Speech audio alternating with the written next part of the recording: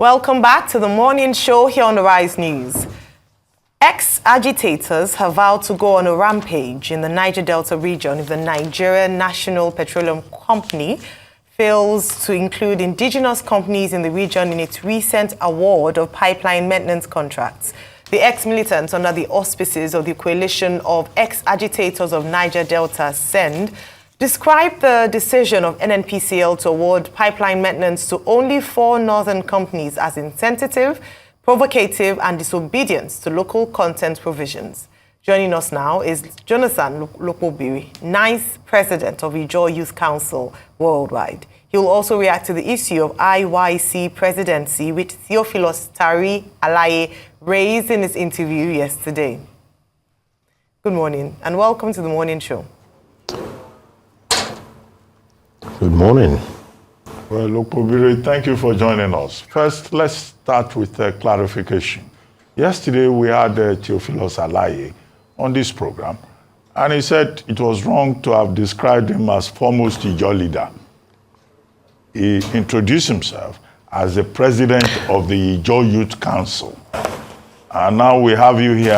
I reminded him at the end of the program that some members of the Board of Trustees. Good morning, Dr. Abati. I have not finished. Wait now. Okay. I see you're in a hurry to assert your unfortunate development or incident that happened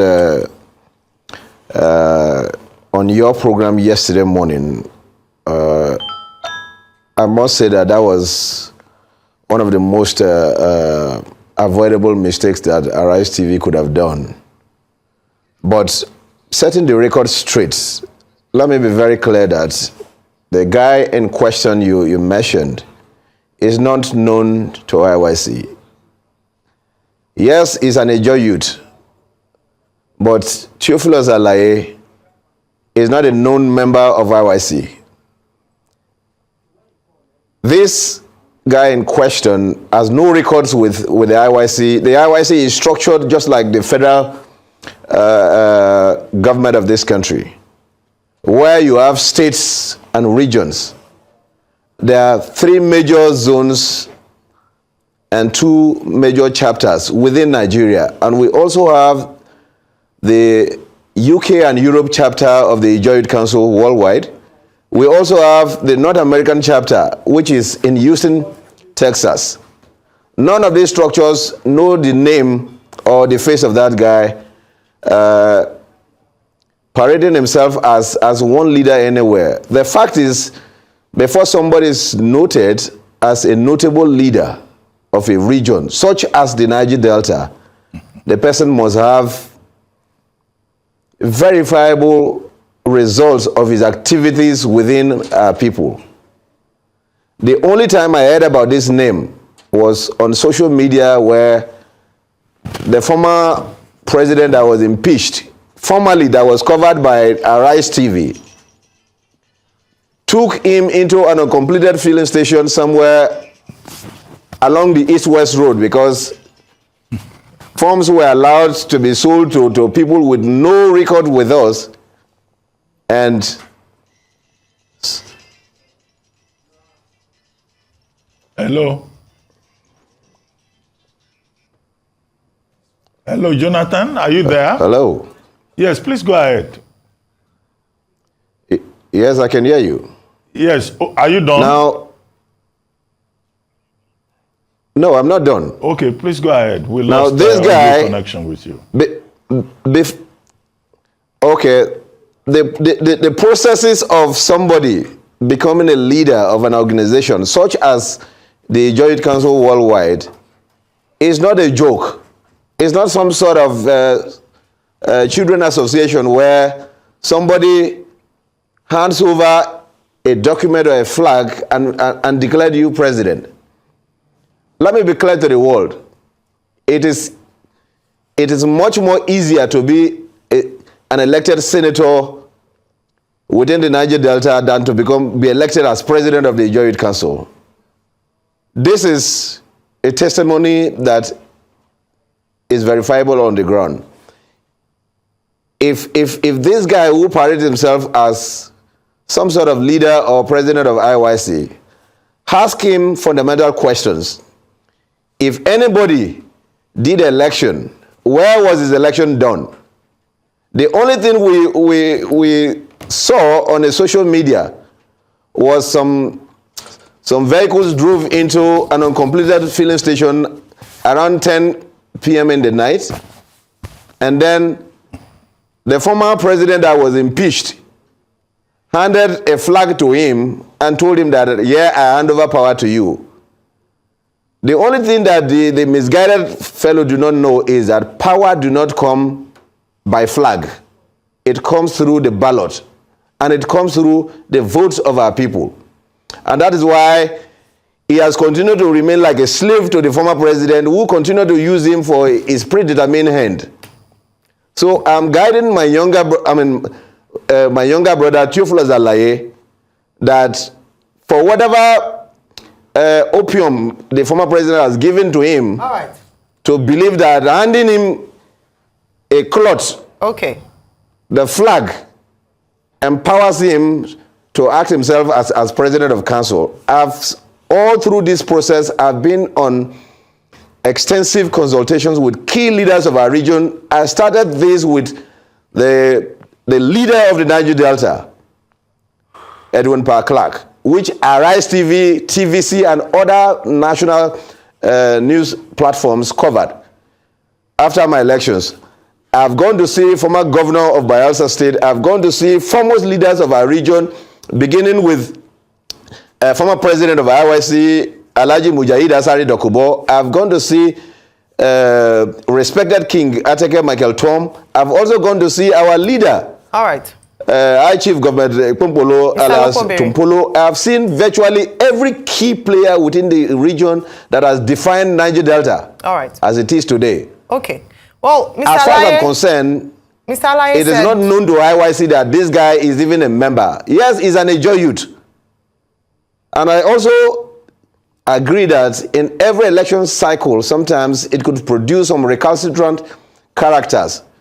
My peaceful disposition in managing this process, because we have a duty to unite the Ijaw people around our common challenges that has faced us, is perhaps giving him the latitude to think that he can't be crushed.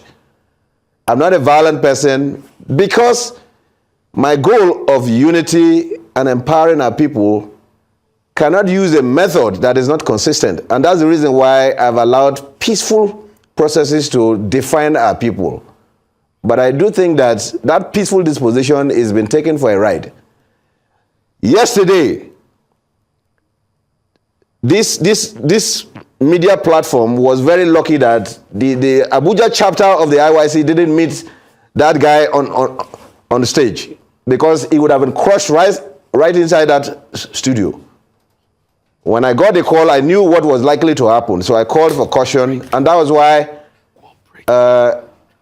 he conducted that unfortunate interview and left unhurt. Well, thank you, Mr. Lokpobiri. We'll come back to this interview as we take a short break. When we return, we'll continue speaking with Jonathan Lokpobiri, 9th President of Ijaw Youth Council.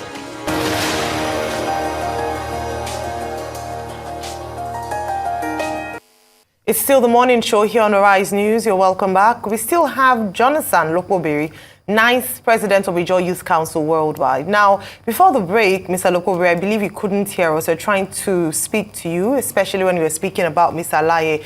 And it's important for us to mention that we do not allow on our platform you insulting or aligning the character of another personality. He's not here to defend himself. You cannot threaten him by saying you're going to crush him, or you cannot use words like what he's taken being on opium. Please respect our guests and respect personalities. You can address your issues without insulting or slandering another personality. Thank you.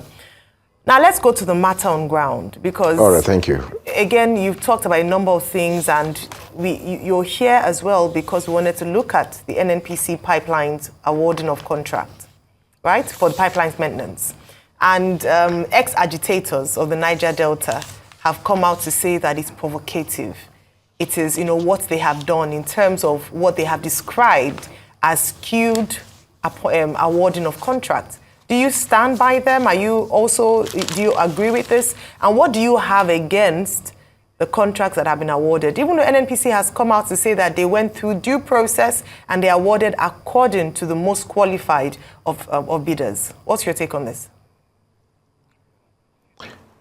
First, while I don't subscribe to violence,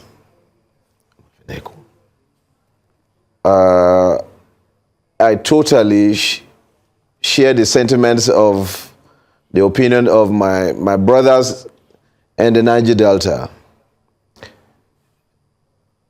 The most effective, essential element for building peace in any community or society is adherence to respectful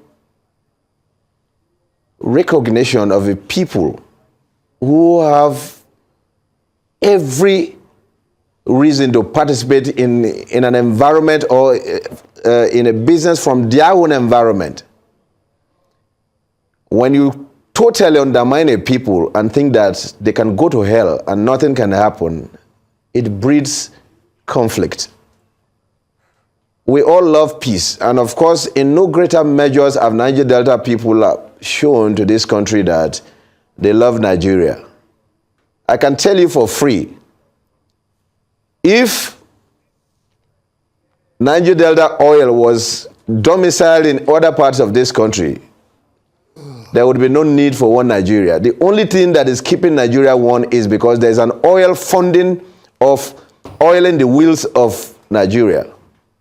So nobody can convince any reasonable thinking person in this world that you are awarded the maintenance of oil pipelines within my community to people who have more than 1,000 kilometers to the Niger Delta with no disaster on their environment, and you claim that you selected the most qualified companies, almost all from the northern part of this country.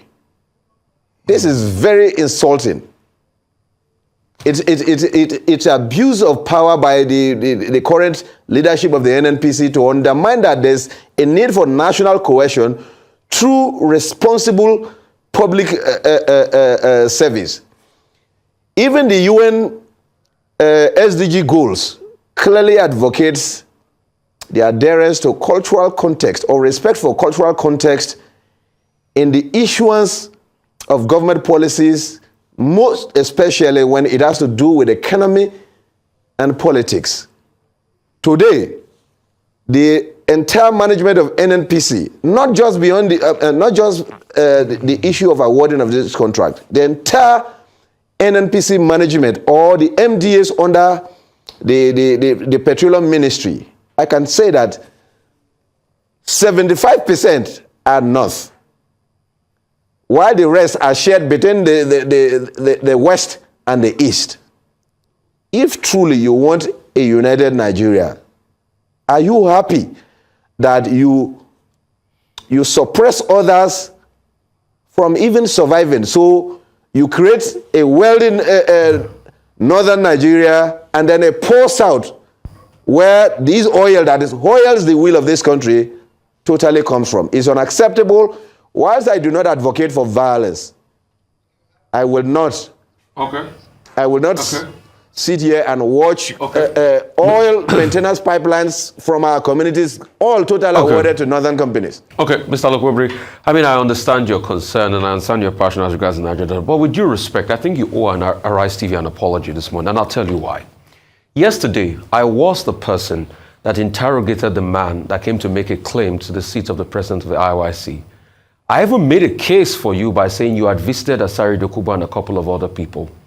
And I put him on the hot seat and I made the argument to him. And I constantly made the argument to you for about 2 minutes. So for you to come here today and couch an argument like there was no rebuttal to his claim, I think it's very sad. And I think you owe Arise TV an apology this morning. Secondly, for you also coming here to say that, oh, you will have gone there straight with him on air and you will have, dealt with him, or your people have dealt with him. That was not necessary because I had already intervened on the matter and I had given a public, balance as regards the matter by giving him counter facts based on your hitherto position. So once we had done that, maybe those that told you, maybe you should have watched the show in full before you had come here. So you need to apologize, to Arise TV on that this morning. And we'd like to take that apology, now, before we go ahead. Secondly, one other thing he said is that he said the matter is in court. So do you have any court case with this man, Mr. Tari Alaye? Because he also said the matter is in court. Because when I kept on pressing him further, he now said, the matter is in court. Do you have a court case with us? So for the sake of public to be able to know, the apology first, and afterwards you talk about this matter he said in court.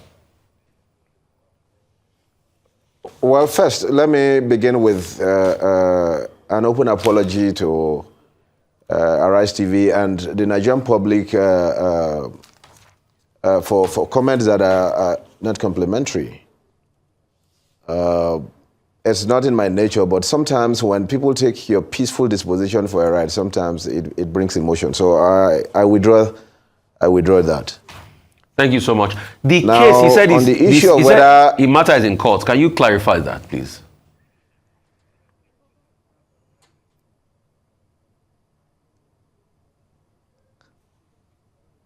He has instituted a case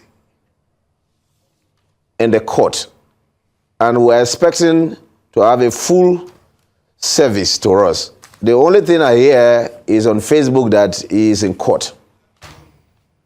We have a legal advisor of counsel and other qualified legal opinion leaders who can, if he truly has a case to make, the court can handle that.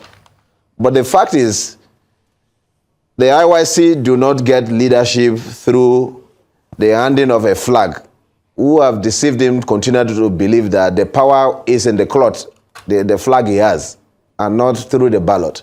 He didn't contest an election to even claim that he is a part of it because he's not part of the election. We are not aware. He's not known to any of the councils, the organs of council in all the zones and chapters across the world. So it's strange. While I will respond to that legally, my advice is he must not provoke people. When I said people would have met him here, I didn't say I would do that. I would never take violence as a means of addressing my dissent because it's not consistent with my goals. But young people who are members of this council that reverse this council will not give him that permission to parade because when they act, they will think it's by my instruction. People can act independently on their own out of provocation. That's what I mean. Okay, thank you very much, Jonathan Lokpobiri. Good to see a Lokpobiri who is a Jonathan. Others be more instructive. Anyway, that's to make you laugh. Thank you very much for joining us.